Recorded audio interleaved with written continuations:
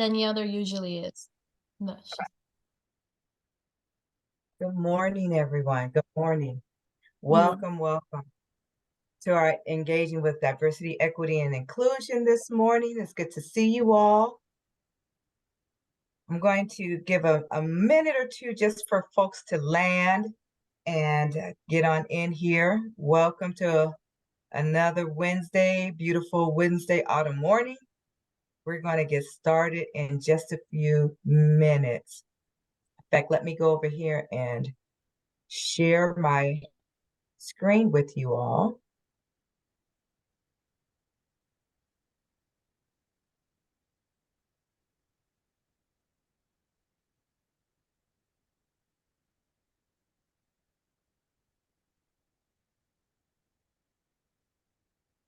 Again, I want to welcome you to our engaging in with diversity, inclusion, and equity with Danielle Johnson.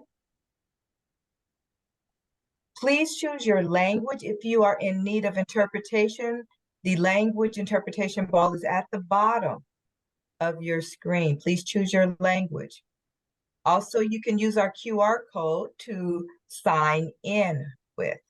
Please scan that if you're able. If not, my coworker Stephanie will drop the sign-in link in the chat box. Today, I want to welcome you. We're going to be going through implicit bias this Wednesday with Danielle.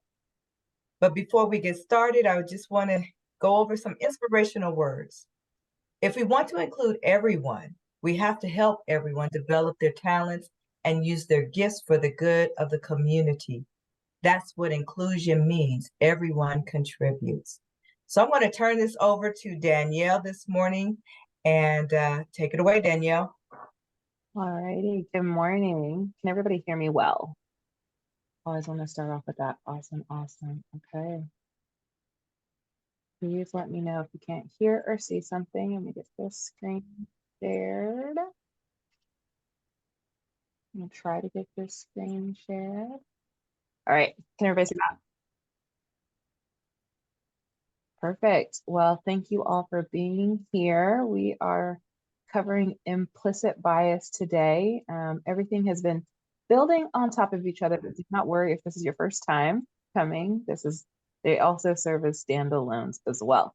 So thank you for being here. I see a lot of familiar faces, so excited that you all are tuned into this series.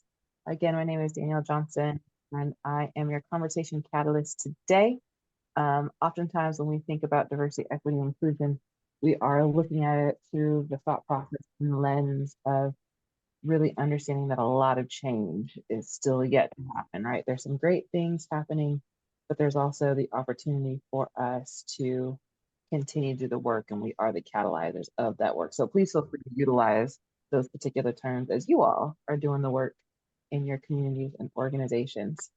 As always, we're always kind of going over our conversation rules and regulations, if you will, or expectations. So today, facilitators reserve the right to halt the discussion and maintain order.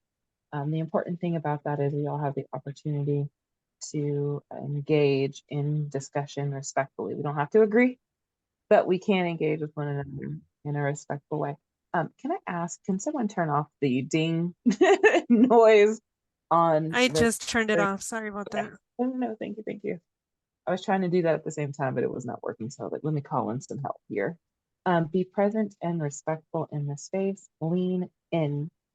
Oftentimes we find ourselves in areas where we're in echo chambers. So I would ask that in the space of discomfort or uncomfort, that we're leaning into one another and asking the appropriate questions. We do want to treat this as a learning space.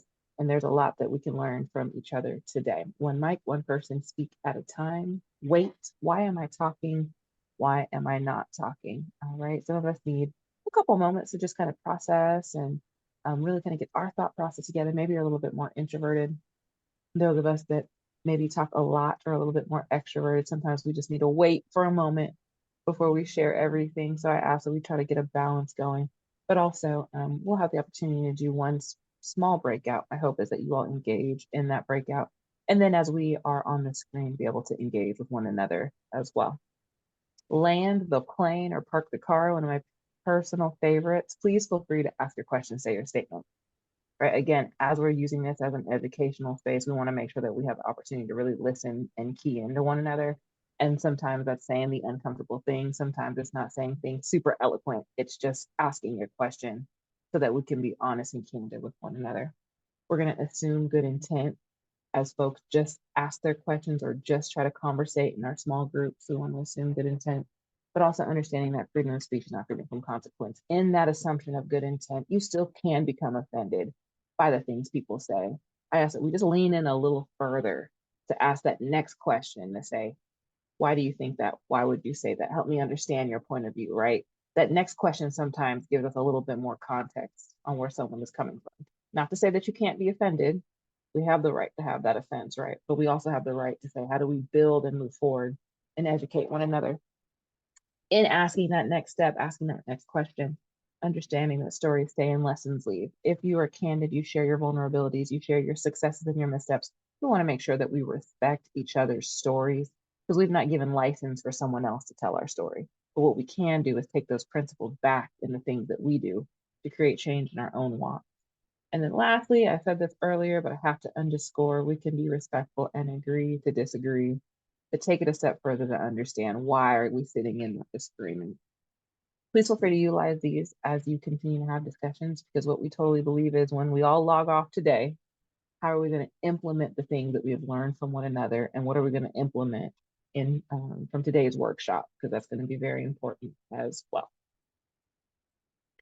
So again, implicit bias, I like to start with common language, because oftentimes we are in discussions and we're speaking different languages to one another, right? The definition I have for something over here in Wichita, Kansas, I might say soda, you might say pop, or I might say pop, you might say soda, right? Depending on where you're at and the region, the place, the space, the culture, you may have different sayings. So I want to make sure that we're rooted in the same thought process here, being implicit bias in our common language. Unconscious bias.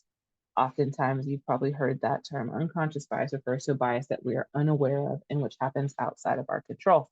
Implicit bias refers to the same area, but questions maybe the level to which these biases are unconscious, especially as we're being made increasingly aware of them. I'm sure many of us have already had conversations or engaged in the term bias. I like to say that we all have bias, right? Just when you think about your normal functioning to make decisions, you're going to be discriminate. You're going to make quick decisions in your brain. We'll get into that, but just understanding what it means to have a bias. And it's not innately bad, but it's something you do have to mitigate. You cannot totally root out bias, but you can mitigate it and what that looks like in our conversation. So we'll kind of get into a little bit of the brain work here. I am no brain scientist, right? I am no surgeon, no brain surgeon. So please only take the words of what I'm saying about how some of these things function in tangent, right? So when we're looking at the brain, we know that we have some very powerful things happening inside our brain, right? When we think about the amygdala, the hippocampus, the temporal lobe, and your medial frontal cortex, all these things working in tandem. Well, what are those things doing? The amygdala is our processing powerhouse, right? When you think fight, flight, or freeze, if someone ran into your space right now, your brain is going to react. Whether you're ready to or not, you're going to do something. The amygdala is like the oldest part of our brain. When we think about our hippocampus, it forms links in the brain. That's where information and memories are processed. When we think about that temporal lobe, it integrates sounds and words. And then the medial frontal cortex, that empathy, emotional response, and rational thought, right? And then there's all the other pieces that work in tandem for these things to happen in our brain. Well, when those things are happening, right, your brain is at work all the time. So when you think about pieces of information in your brain, so we're going to play a little Jeopardy here. How many pieces of information do you feel like your brain can unconsciously really kind of work through per second? Pieces of information. How many pieces of information per second do you think that your brain is processing? And you can drop it in the chat, or you can feel free to just yell it out. How many pieces of information do you think your brain is processing per second?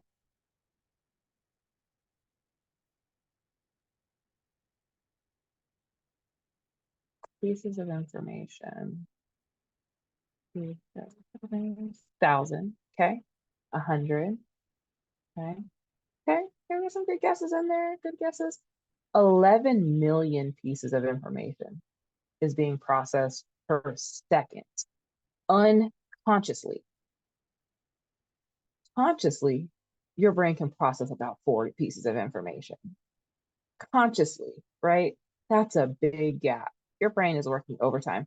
So oftentimes it is just filling in the blanks for you. Biases can flip in there, right? Because it's got to make quick decisions. These are quick patterns, quick responses. If you had to think about when was the last time you totally thought about how to sit down in a chair, you just do it. Now, you probably think about it if you've worked out and those glutes and those thighs hurt, right? Now you're thinking, ooh, I'm going to slow down. But generally, there's a number of processes. Think about how many times, if you have the privilege to drive, if you've been driving and you're on your way to work and you find yourself going to the store to your kiddo's school, right? You just kind of go into autopilot. Or, man, I meant to stop at the store and I just went straight home. Your brain is just working. So just thinking about that phenomenon, well, think about how bias works. Quick decisions, brain goes into autopilot. And we have to be mindful of when we go into autopilot, because in autopilot is where discrimination, bias, those things just kind of click in, and we have to check those things. Also thinking about our cycle of socialization, right? That also plays into our bias. So you have the brain doing its brain thing, making quick decisions, keeping you safe, saying, ooh, warning, this person does this, right? Or you're fearful of this thing. When we think about our earliest people, our ancestors, that hunter-gatherer mentality, our brain is wired to know how to take care of itself. Our brain is wired to know what to fear, because at one point in time, I was thinking about how to eat this berry or not this berry, hug that bear, run away from that bear, right? At the very basic formation of our brain. Those are the things that were happening. Well, then when we add the cycle of socialization, and this is where I would like for everyone to be reflective. Think about how you were raised, the environment, your culture, your values, your caregivers. What were the things that were placed in you? Some people believe that you're born clean slate, nothing's there. There's some argument there that maybe you do have a little bit of something in your brain. I'm not going to get into that, but thinking about that time frame, you're born into the world where there are mechanisms already in place. Biases, stereotypes, prejudice, history, habit, tradition. Those things start to formulate as you're growing, right? So your first level of socialization, your touch point may be parents, caregivers, foster care system, family, whatever that unit looks like. That first touch point, they're teaching you how to show up. You're learning your first words, your language, how you're being read to or not, thinking about how that's formalized. Then you hit some form of institution or cultural socialization. So maybe your places of worship, maybe you're in a school system, or maybe however you were educated, maybe you're homeschooled. So thinking about institutions and cultural practices, songs that you were introduced to as a child, films, shows, what access did you have? Think about the zip code you were raised in. What did you see? What were you told about the people in your community? And then thinking about those enforcements, those reinforcements. So when you turned on the TV, you watched the movies, you thought about the media, you read the magazines, you listened to the radio, whatever those touch points were, did those things reinforce the things that your family, your culture taught you or told you? And then you think about the results of that. It's pretty easy to understand why folks have stereotypes, hatred, love, support, because there's a whole cycle of socialization. And at some point, you either stay in that cycle and teach the next generation that thing, or you break out of that cycle.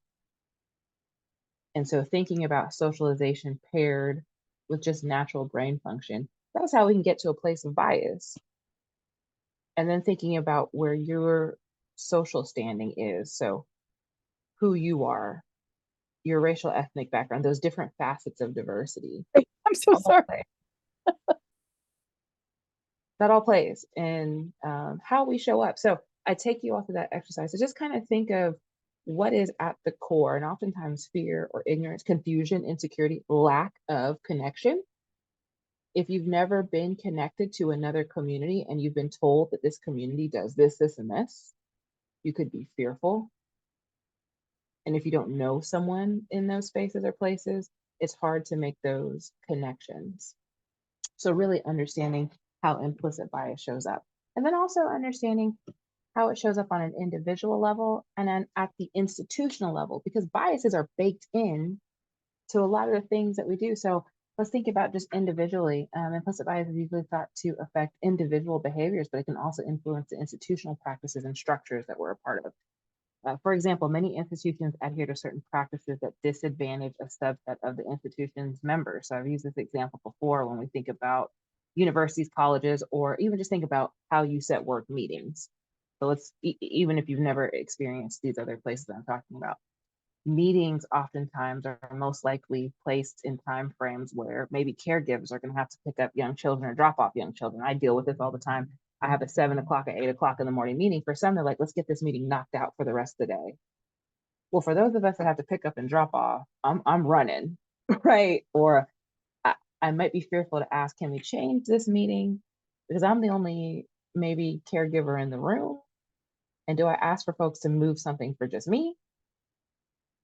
But are there other caregivers in this space, right? And then institutional bias is usually not deliberate, but those schedules are often established at a time when we think about who was in the working class at the time, those rules are still set by who was predominantly there.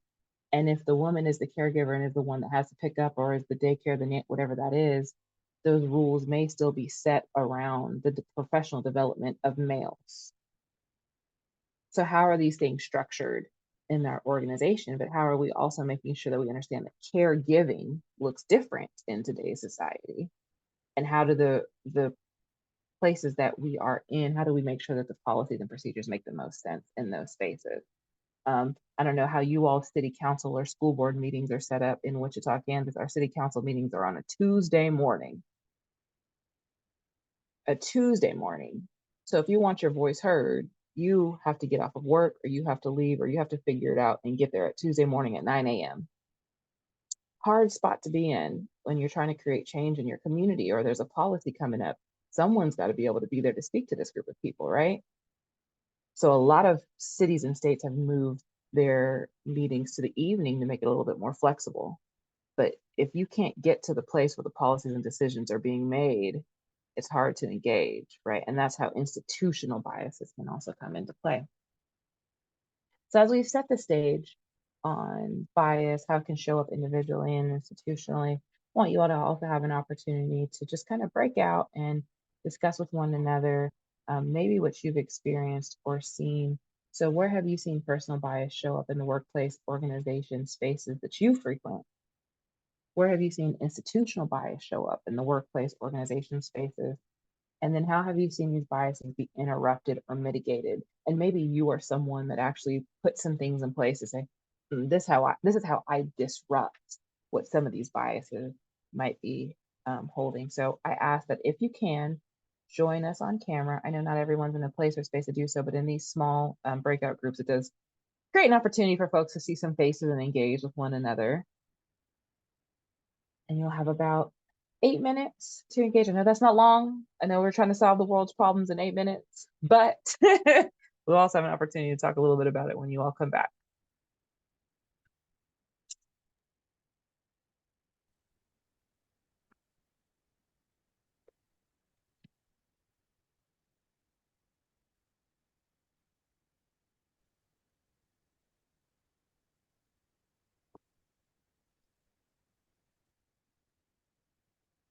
All right. Welcome back. I hope you all had an opportunity to truly engage. If I can hear from maybe 2 or 3 folks on how the conversation went.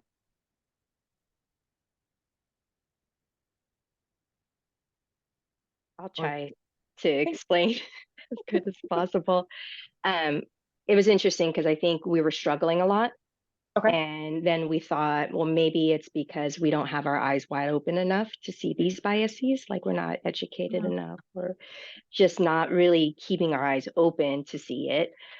So we struggled a lot to figure this out. But one of the things a member in the room shared was that they came from a different state. So when they came from California, they started to see institutions or, business places that had dedicated rooms for lactating mothers, right? And they didn't have that in the other state before. And so it was surprised because like 11 years ago, they probably could have really used it and not have to do it in the car or in a spot where they felt like they had a high, comfortability level. I shared about my experience of having a person who was working underneath me who part of their religion is to do afternoon prayers, right? Like around the lunchtime. And this employee didn't have a dedicated space to perform their prayers. And so, working with our HR department, we actually gave the person the ability to take the nursing room that was dedicated to lactating mothers, but she could have used that as a space that was quiet to go ahead and do her prayers. So I kind of think even right now, like there's probably a lot of companies out there with employees who have these religious beliefs and have prayers that they need to do on certain days or certain times. And these people don't have this dedicated space to perform the prayers. Yeah, no, thank you for that. Those are great examples of some institutional, right? Systemic institutional things as we think about women in the workforce. I was working in a restaurant when I had my first child, and I got to breastfeed in the manager's office where everyone wants to come in and out of. It didn't really help aid me at that time. I just was like, forget it, I can't do this. But then I was able to then work for a university where there was a lot more institutionally, there are more supports there for me to be successful as a mom that has chosen to breastfeed, right? So remember those things. Now, I also understand budgets are hard. Would our organizations love to be able to provide these things? It's a both and. How can we be mindful? How can we turn rooms into spaces that for prayer, for lactating mothers, for whatever those things are? How does that show up institutionally? Thank you. That was a great conversation. Let me hear from one other. I won't make it three. One other person, different perspective.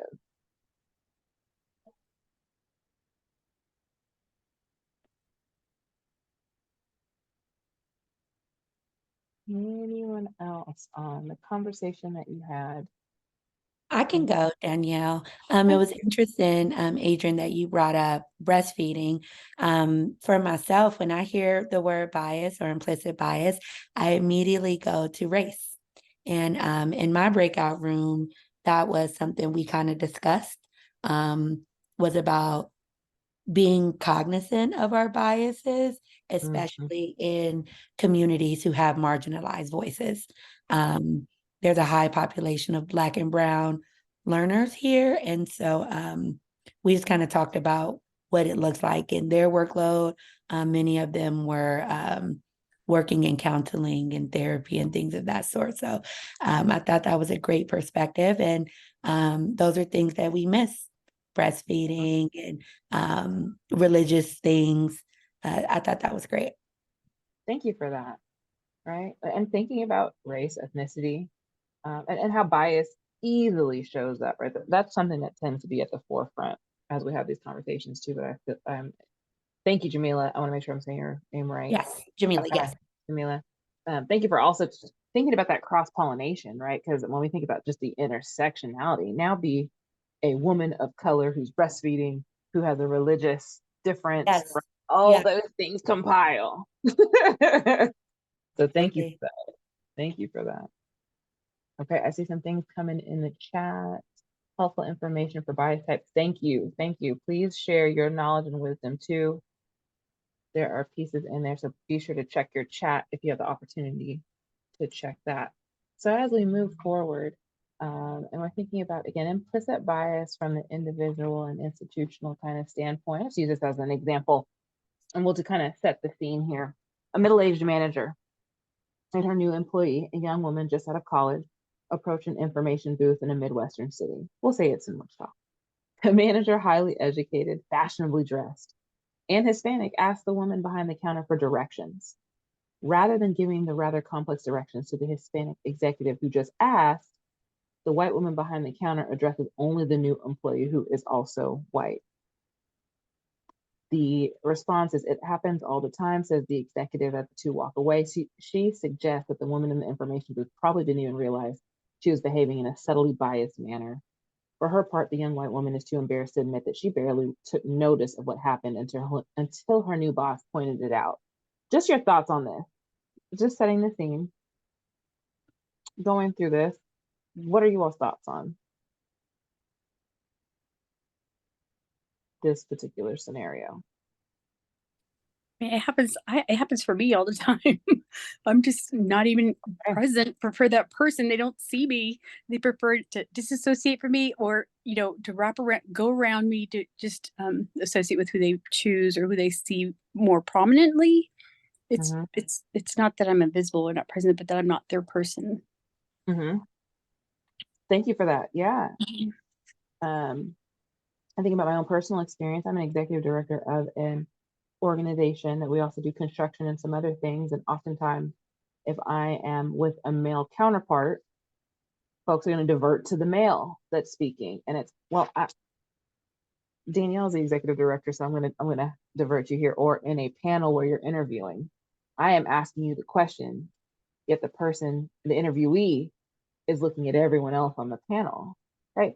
I'm not saying doesn't have to be malice, but it's comfort. Nancy, I want to apologize. I think I saw that you unmuted. Go ahead. No worries. One of the things has happened to me a lot is like if I'm going to the store, right? If there's someone that does not that like a cashier's helping me, and if they are Hispanic, that they tend to talk to me in Spanish automatically. It's not like they try to figure out if I speak English. They're just automatically to me speaking Spanish. So I feel that happens quite often just because how I look. Yeah, right. That comfort level. See that? Oh, yep. Nancy Hernandez. We're gonna. It's a part of that. So again, right. And I don't want to attach, because sometimes I think people like, you're being too sensitive.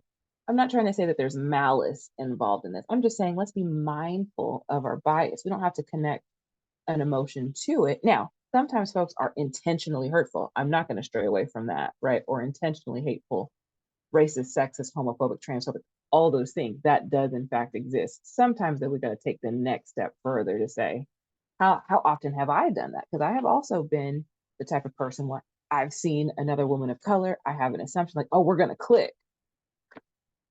Black people are not monolithic, right? I can't assume that you and me are going to be the same, or that the joke that I'm going to tell you, you're going to resonate with, right? So we do have to be very careful and mindful of how we even box ourselves and our own community members in those spaces, and how we're showing up when it comes to bias and how we're responding. So I said this earlier when we think about cycle of socialization. I see something that came in the chat, Carla Garza. I've seen this happen in real estate and home feature sales. Solar panel salesperson and water filtration salespeople would ask if the house owner or if my husband was home. Yes.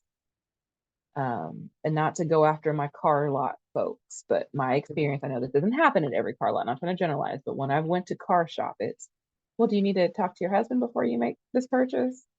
What do you know about the car? Is your partner coming? Okay. Okay, I get it. And also, you don't know if I'm married, or maybe you're looking at my hand, you don't know if my partner is a husband, right? Again, just when we think about how these things show up, and media does a good job of reinforcing these very stories. So what we're looking at here is really a compilation of photos. There are no shortage of missing women and children across our communities.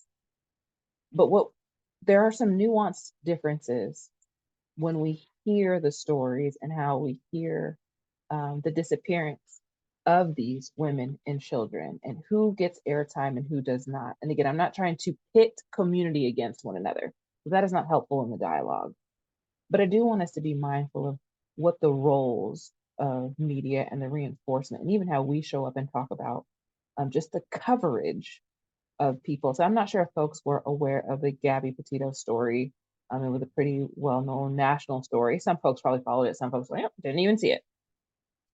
But at that same time, we have this young, beautiful white woman missing. We have a number of young, beautiful across community, Native Indigenous women who are also missing in Wyoming that don't nearly get as much coverage as I would believe that folks would need to cover, right? There was a press conference that was done by Gabby's father, Joseph Petito, and he put a spotlight, just talking about, hey, my daughter's disappearance. I want to remind the audience that all missing persons deserve the same attention. He said, I want to ask everyone to help all the people that are missing and need help. He said, it's on all of you, everyone that's in this room, to do that. And if you don't do that, other people that are missing, it's just a shame, because it's not just Gabby that deserves it.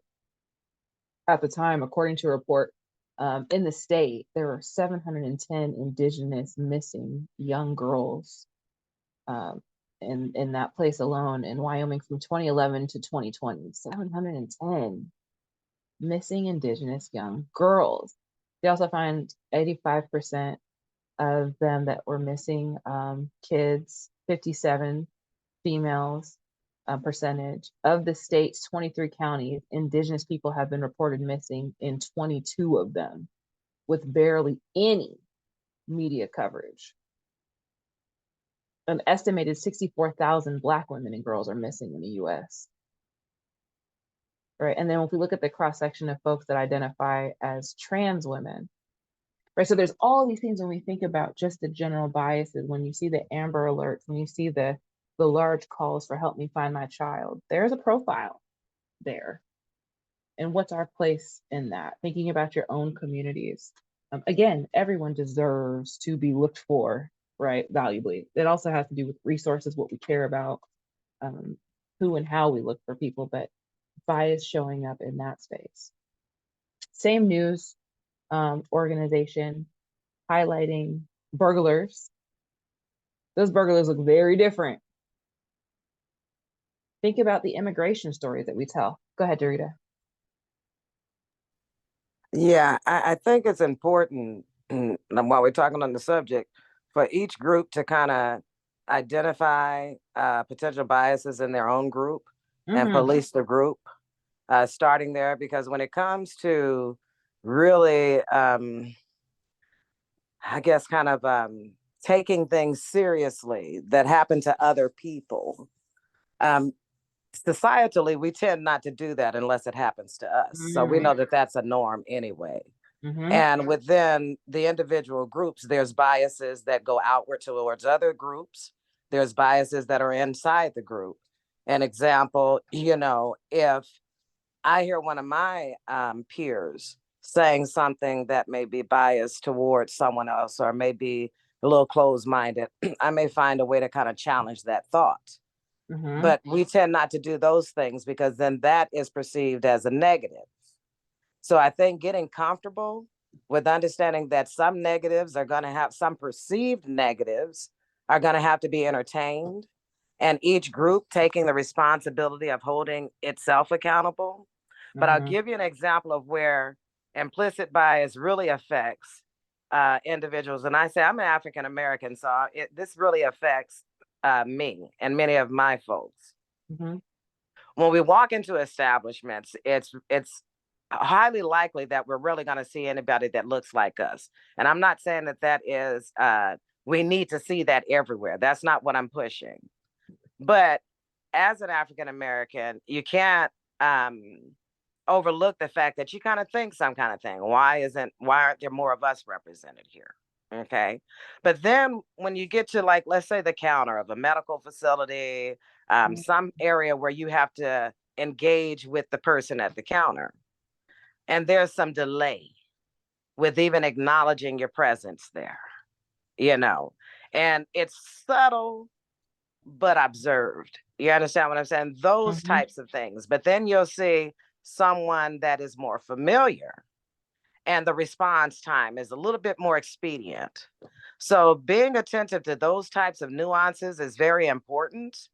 And if one responds or says something about the timeliness of response, being careful not to turn it into that they are the perpetrator of something negative, and being more open to look at what did I do to possibly perpetuate this thought. So that's just kind of one of my things on it. It is something that we have to work on collectively as a community, but it is definitely something that we have to work on individually within our groups and holding our people accountable. So that's just my little contribution. Thank you for that. No, right. Implicit bias is just that, right?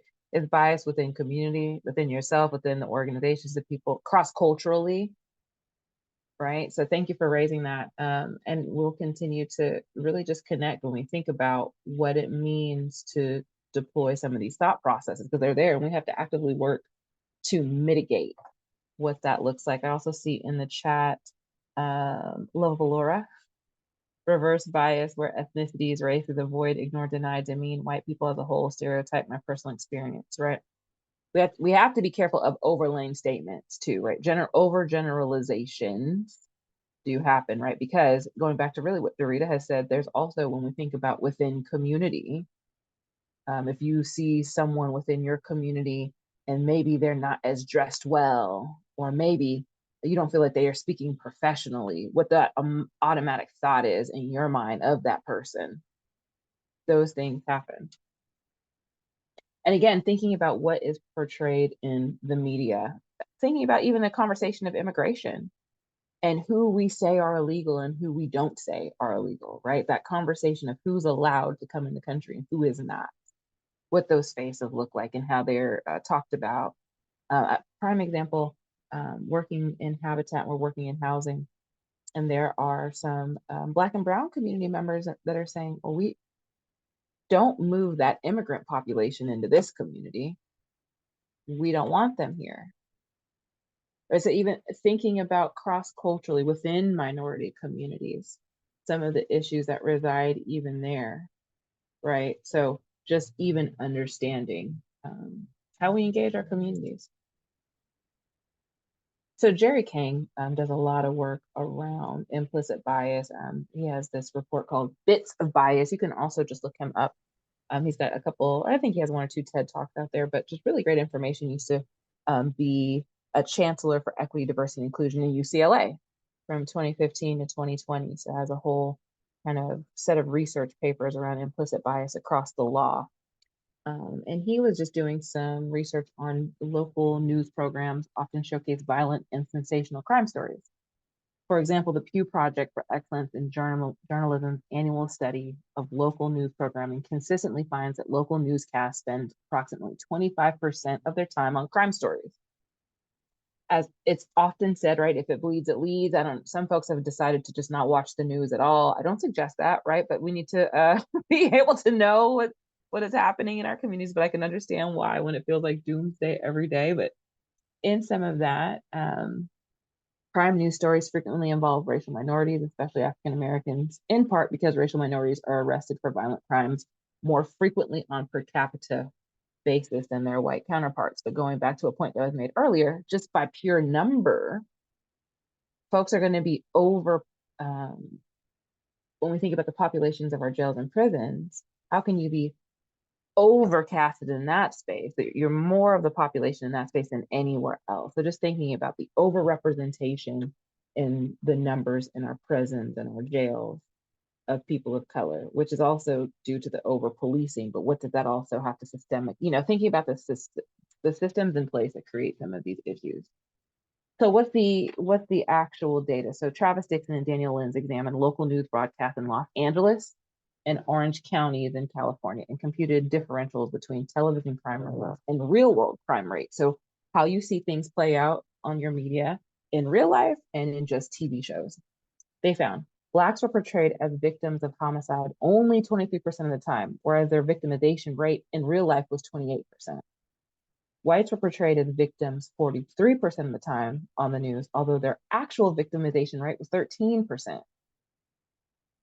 On the perpetrator side, TV news portrayed Blacks as perpetrators 36% of the time, although the actual arrest percentage rate for Blacks was 21%. So just thinking about what's happening in the media, when you think about the shows that you're watching, and this is just using black and white as an example, there are far more examples when we think about the media and then comparing it to what's actually happening in our society and in community. Who tends to be the criminal on your TV screen, in the movie, in the story? So I want to take a moment, just kind of reflect and check in thoughts, things that you all would like to share. Thinking about kind of your lenses.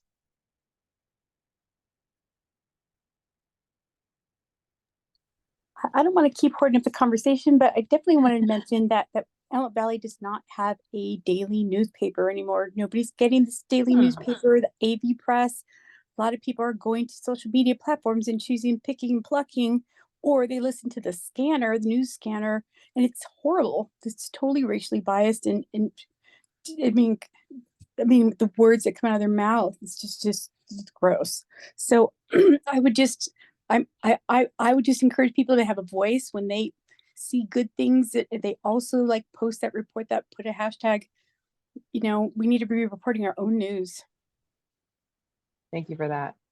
We're seeing the readership of our local newspaper go down too, and a lot of folks are migrating how they get their news as well, right? When we think about just how technology has grown, but it is important for us. I keep saying, take that next step. You hear the news report. What's the next step after looking at the report, understanding, well, who were all the players? What was actually happening? And understanding the vantage point in which these stories are told. And it is important for us to tell our own stories. There are local newspapers, there are local, or not newspapers, but there are local media stations that are telling stories from the vantage point of the community affected. And that's a really great way to just engage and listen. So when we think about organizations embracing bias mitigation, so you have good old Facebook that has done several kind of research studies on their own staff and taking the time to kind of share out what they've noticed. And they're keeping kind of all these data sets. Now, a lot of us, maybe our organizations, I know my organization does not have the money of a Facebook, a Google, a Coca-Cola, right? So they can run all of these things. But for maybe some of our smaller organizations, how are we looking to see how bias is happening and how we go to mitigate this? And they've just kind of shared some of their data. So they being Facebook, made their team take the implicit association test, the IAT. And there may be some folks that have already kind of looked at taking that. And just for clarity, the IAT came on the scene in 1998. The tool has led to the examination of unconscious and automatic thought processes among people in different contexts. This includes, but certainly not limited to, employers, police officers, jurors, and voters. Opinions on the IAT are mixed. I will share that. Some folks say, "Ooh, we don't like this tool. It's not a very great tool. There's holes in the tool." I will let you all decide what you want to do with that, but there is a tool that can measure bias. I also want to say, it's important for us to not go into bias with guilt, blame, or shame. But how do we learn and understand why we think the way we do and how bias has shown up? So in their pool, they said, and they took the gender IAT test, they said 76% more readily associate males with career and females with family. 70% more readily associate male with science and females with the arts. This is the Facebook team. For race, 75% of those that took the IAT said they have an implicit preference for white people over Black people. In disability, 76% have a preference for able-bodied individuals than peoples with disabilities. So just thinking about that, thinking about how you show up in this space. What are maybe some of your biases when you think about some of these things? Performance bias in gender. So a couple case studies. Case study one, U.S. orchestra revealed women's odds of making it past the first round of auditions increased when 50%, increased 50% with blind auditions. I have a video that I'm going to show about this here in a moment, but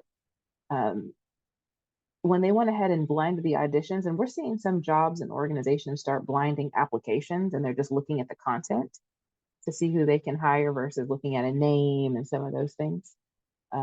You saw an increase when they blinded the auditions. Case study two, study of identical resumes, one with a man's name and one with a woman's name, found that 79% of applicants with a man's name versus only 49% of those with a woman's name were worthy of hire. just looking at applications, just looking at names. Case study 3, mothers overestimate their sons' crawling compared to their daughters. That's interesting, right? So thinking about your own bias in your household. Now, I only have daughters, so I don't know. I can't test that theory. I'm just sharing what this particular data set is sharing, but there is a lot of gender bias in our own household when we think about our children and the treatment of our children and what that looks like, right? So findings relative to female and male performance is often overestimated. This is why gender blind studies usually result in improving the performance for females relative to males. This is especially true in traditionally male domains, including technology, right? In spaces where men are going to dominate 9 times out of 10, you get that woman's name on here. Yeah, we got to diversify, but do I want that? So just that thought process, and are we complicit in that space as well? If we're hiring managers, if we're HR, how are we helping to move that? So I'm going to stop sharing for a moment to be able to share a quick video that talks about this high heels and violins. Please let me know if you can't hear or see something. And I do want to apologize in advance. The closed captioning on this video has been finicky and I cannot close caption it and or put it in Spanish. So I want to apologize, but you all will get this link so that you all are able to run it through and see it on your own. I'm going to end our series with a bit of hope, but also a bit of caution. First of all, researchers are just starting to figure this stuff out, but things are hopeful. There have already been really successful examples of people figuring out ways to counter bias. Sorry, were you all able to hear any of that? Yes. You were? Okay. Yes.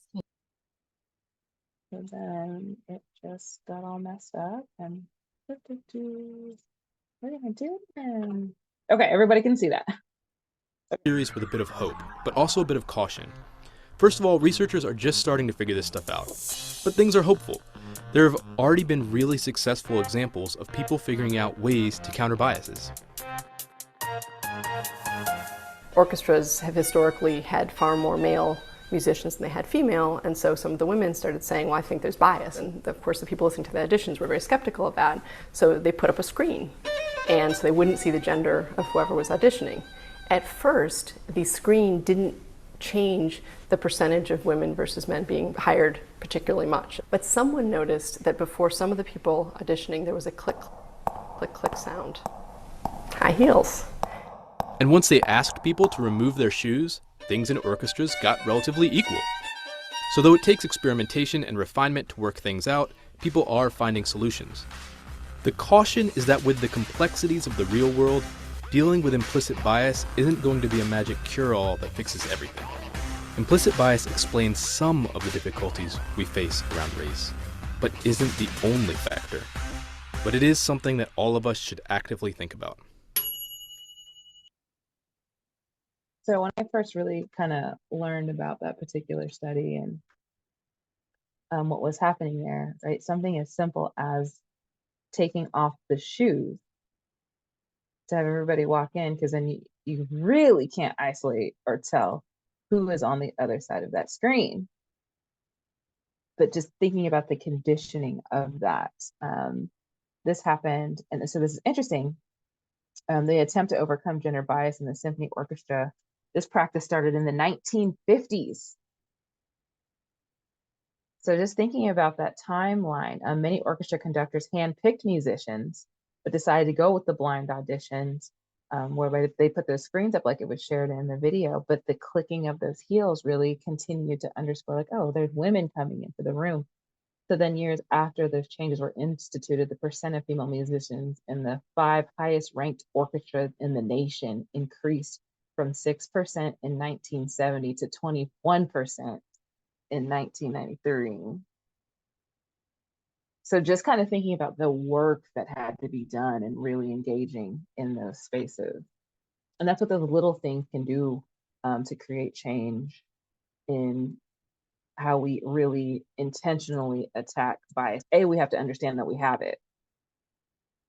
B, we have to understand then what's the next step in actually creating the changes for that. Some other kind of case studies for you to consider as we think about the biases at play. Performance attribution bias. A survey of several thousand potential political candidates, all with the credentials to run for office, found that men were 60% more likely to think they were very qualified to run for office. There is a statistic out there that you have to ask women at least 7 times to run for office for them to actually take it seriously. When we look at some of these gender studies, oftentimes women are looking to check every box. If there's a checklist of 10 things that you have to be able to do to apply for that job, we want to check all 10 boxes. Men need 3 or 4. Again, overlaying statement, but I'm just kind of talking about what the gender studies have shown, that there's nuance to that too, but we're looking to check every box. Also the same when we think about marginalized, minoritized communities. I need to have everything before I can apply. I have to be overqualified before I apply. Where oftentimes in majority communities, it's, oh, I got what it takes. So again, just mindset, thinking about mindset, upbringing. Another case study at Facebook, there is a perception by some that underrepresented groups got jobs because of their commitment to diversity and affirmative action laws, not because of qualification. It's also important for us to understand that while organizations have maybe diversity initiatives, maybe they're trying to grow said populations, that does not mean that folks don't meet the qualifications for the job, right? At basic bare minimum, you have qualifications for a job, and maybe that looks like diversifying the pool that you're looking to hire, but folks still have to be qualified to do said job. So diversity doesn't mean lack of qualification. Success in male attributed to their own skills. Success in male attributed to their own skills. Success in women is attributed to help from others, getting lucky and working hard. This is true of attribution by others and by the individual. The assumption that affirmative action, which obviously we've kind of seen where that's gone in the last year or so, is helping minorities or women, adds to this. Another reason women minorities are perceived as not succeeding on their own. Attribution bias, right? These are all the different types of biases that show up. Performance attribution bias, impact from others, not getting the same credit for accomplishments, less likely to receive credit for the ideas or stolen ideas, less likely to have influence in groups, interrupted more, even greater blame for mistakes. Impact from self, lower self-confidence. So just even thinking about sitting at a table less, raise hands less, apply for a job and promotions less. There are some real world impacts to the biases that exist both internally on us and in the places and spaces that we're working in, and more likely to feel like a fraud or experience imposter syndrome. I'm sure everyone at some point has experienced a level of imposter syndrome. What am I doing here? Why am I here? Why would they let me be here, right? Those things are real. There are a number of biases that exist. So I'm going to briefly go over these: affinity bias, in-group favoritism, confirmation bias, defensive attribution.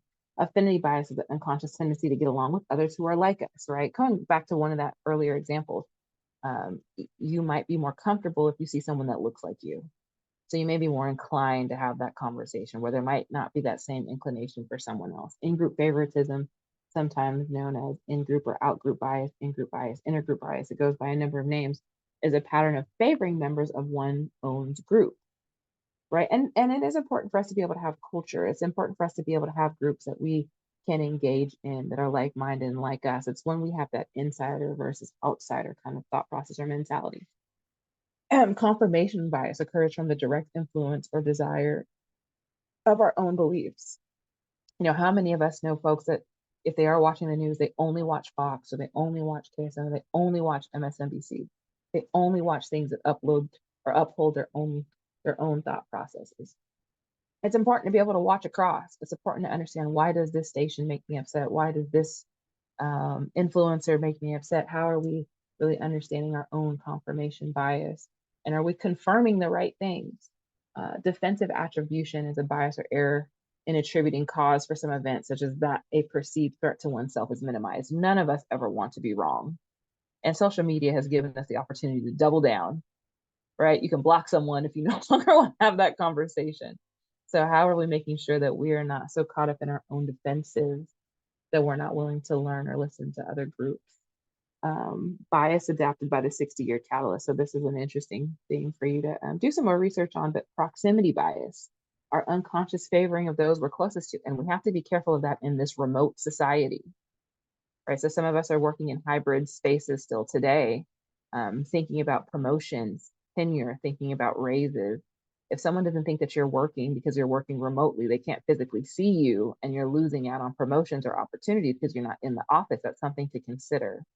So how are we ensuring that we're keeping a level of equity for those that are physically with us and those that are maybe not even working in the office any longer or even in the same state? So when you open up yourself to do those types of roles, how are we making sure that everyone is keeping up? Ageism, discriminating against someone on the basis of their age.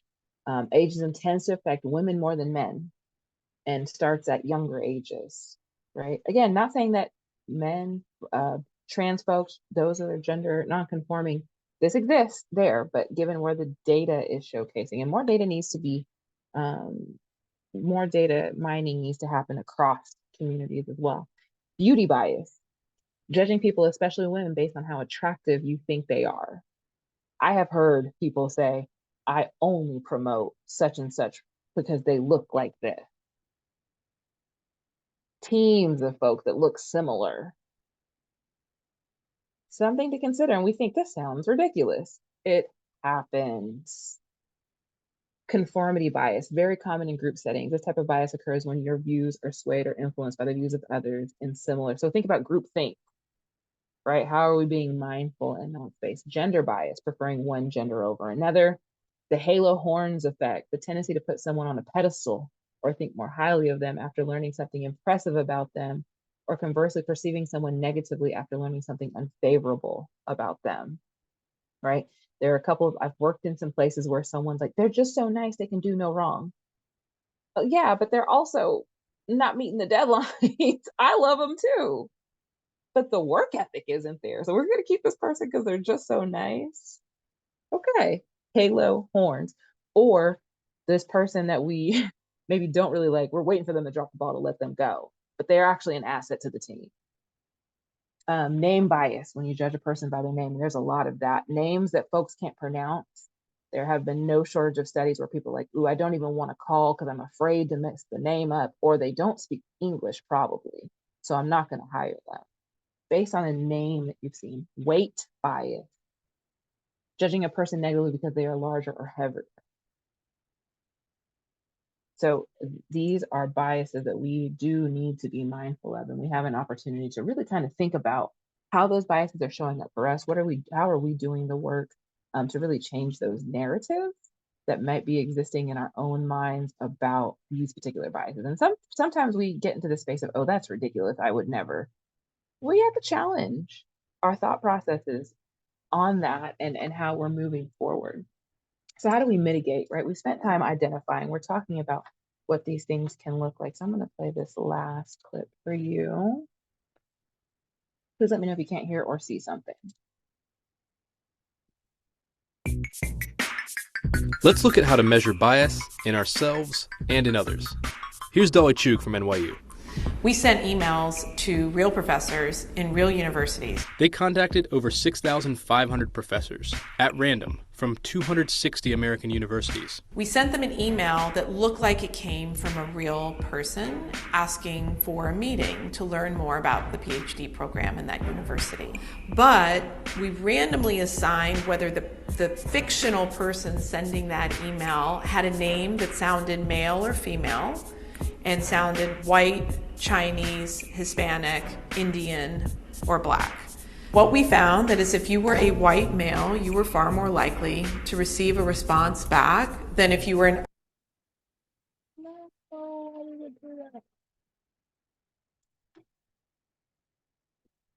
them an email that looked like it came from a real person asking for a meeting to learn more about the PhD program in that university. But we randomly assigned whether the fictional person sending that email had a name that sounded male or female and sounded white, Chinese, Hispanic, Indian, or Black. What we found that is if you were a white male, you were far more likely to receive a response back than if you were in all those other categories put together as a group. Some of this could be explicit racism, but it's far more likely that in many cases, these professors are just busy. They can't respond to every email they get, so they kind of let their subconscious decide for them. And that's where their biases come through. Research shows that our racial biases are often more about who we choose to help than who we don't. And we tend to help people who are similar to us. But you aren't 6,500 randomly selected professors. So how can you figure out where you might be making similar unconscious choices? First, there's a well-known test online you can take that can help show you biases you hold. Or just do an audit. Whatever data you have, whether it's formal data in a computer or whether it's just data that's sort of anecdotal, look at the data. For example, I met this fantastic executive in Silicon Valley. He takes great pride in being someone who actively tries to achieve gender balance on his teams, knowing that Silicon Valley and tech are skewed heavily male. So he looked at his professional social network, his Twitter, his LinkedIn. He found his network was far more skewed male than he expected. So there's a place where he could actively work to shift that, and that's what he's been doing since then. So this is not a scientifically exact self-audit, but it can still be useful, and you can audit anything. So maybe start by taking that online test for bias. Maybe check out whose emails you're replying to. But you can also audit yourself for implicit bias by asking a friend to observe you in the real world. If you're a teacher, have people look at who you call on most in class, whatever your interactions are. One practical thing that people should do is take stock of their friends. It would be very useful for people to actually make lists of people with whom they spend time. Look for patterns. That's the audit. That's the assessment we can all do. So just kind of thinking about what that looks like, right? And it sounds super simplistic. Take audit of your friends. I'm not saying quota your friends either, right? Don't do that. But how do you actually engage in this kind of thoughtful process of what spaces and places that you're in? What are your fears? Where are your fears coming from? How are you engaging? What are your hiring practices? When you go to ask someone to join your organizations, if you were to build an organization or a board right now, who would be on it? Who are you proximate to create those opportunities? And that helps to kind of mitigate those biases. Also understanding from an equity lens, what are the questions that we're asking when we're in these different spaces? And an equity lens really truly being, what are the issues? What needs to be addressed? Who's usually at the table? When we set these expectations and create opportunities, I'm going to share my screen again. Some helpful questions to ask yourself when you're in these spaces. My apologies, I'm having a little bit of screen freezing.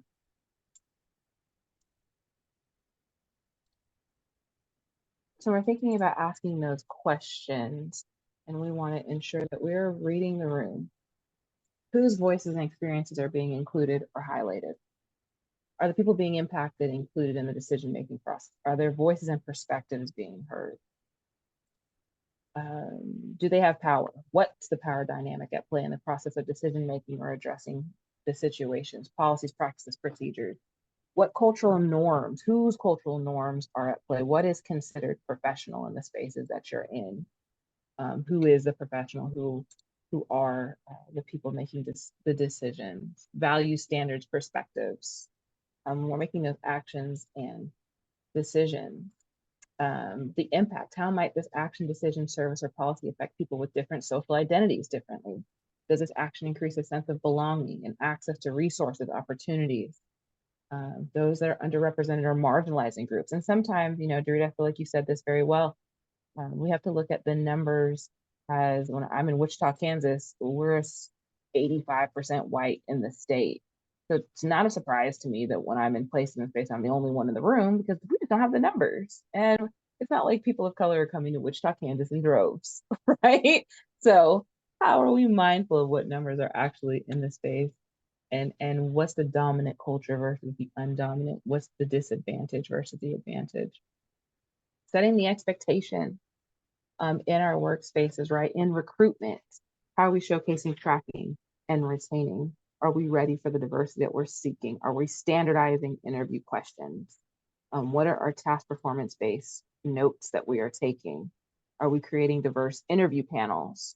right? There are ways to be engaged in bias mitigation, but we actually have to be proactive in that mitigation. Where are we looking? What are we doing? How are we promoting? What's that pool even look like? Because you can't promote a diverse pool if you don't have a diverse pool. And I also want to be mindful, diversity always exists. It's a fact, but you may be missing facets. If you want to see more women in the workplace, well, look at the pool that you already have. What's lacking in that space? And how would you promote, or how would you recruit more women into that workspace? And is your space prepared for women to be in that space? So what is the preparation that needs to be done before you provide that recruitment? Understanding the networking gap too, which is a very interesting thing. A recently published CNBC article discussed how important professional networks are becoming when it comes to securing a job. The article indicates that somewhere between 50 to 80% of jobs are secured by networking. Most people in today's job market must leverage their networks and who they know in order to even get their foot in the door, right? So just thinking about that, from the zip code a child is born into to the post-secondary educational institution or lack thereof, that some attend, their first and second and third job, every experience an individual has and takes the professional connections within their reach. If you're not connected, how do you get in the door? And how are folks connecting you to these places and spaces? I always like to end with cultural humility, right? Our lifelong commitment to learning and understanding for ourselves, because we can't know everything. Even as a DEI practitioner, there are a lot of things that I can learn. And there are things I learned from you all on the screen, but what are we willing to do to put those practices? And what are the institutional accountability practices? Because if institutions have systemic issues and we're a part of those systems, what are we putting in place to change those measures? And how are we holding these spaces accountable? Taking the temperature of your environment is important too. We're almost done. I know we're at 1:15. I'm going to ask of you 2 more minutes. Take the temperature of your work environment, right? In order to create change around bias. Is your environment inclusive or hostile? Do colleagues feel a sense of belonging at every level? How are your issues and complaints handled? Are the issues and complaints handled swiftly? Are your processes for handling issues there? Are people proactive or is it all reactive? What are we doing to take preventative measures before we're reacting to the issue that we knew has been brewing the whole time? And that's on our institutions. There's a number of resources. Again, you all will receive these emails. If you want to take the IAT, you certainly can, but I always say, take things with a grain of salt, right? We already know we have biases, but how are we spending our time trying to mitigate them? And then we have really no more time. Is there any questions, concerns, thought processes, things that folks might want to share? Okay, I'm going to turn it back over. Thank you, Danielle. All right, everyone. Give me one moment. I'm going to share my screen with you, and we're going to go ahead and your way. Again, this is our QR code. If you have not already done so, go ahead and use the QR code to sign in, or the sign-in link that Stephanie provided in the chat box. Let me get 1 second here. Yeah, there we go. There we go. Awesome blossom. So stay tuned. Next week's workshop will be on Wednesday, November the 15th, and Danielle will be covering microaggressions. Thank you for joining us. Again, if you have any questions, feel free to stay and ask Danielle. We have a few minutes left, but if not, have a great rest of your day. Enjoy the autumn weather. Bye, everyone. Thank you.